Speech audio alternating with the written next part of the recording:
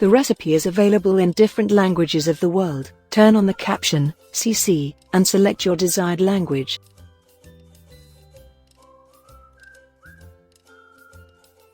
Welcome to my channel. Subscribe to my channel and turn on the bell icon to get the updates of my latest recipes. Fish marination preparation. 2 tablespoons lemon juice.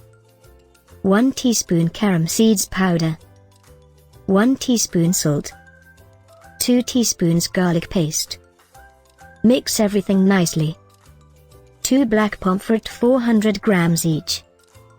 Coat the fishes in the spices nicely. Marinate for 15 minutes. 2 tablespoons gram flour. 1 tablespoon coriander powder. 1 teaspoon cumin powder. Half a teaspoon turmeric powder. 2 tablespoons red chili powder.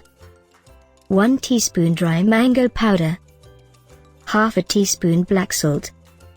1 teaspoon garam masala powder, recipe in the description box. Combine everything nicely.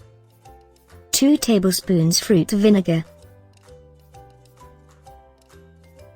Coat the fishes in the spices nicely. Marinate for 1 hour. Heat the oil for fry.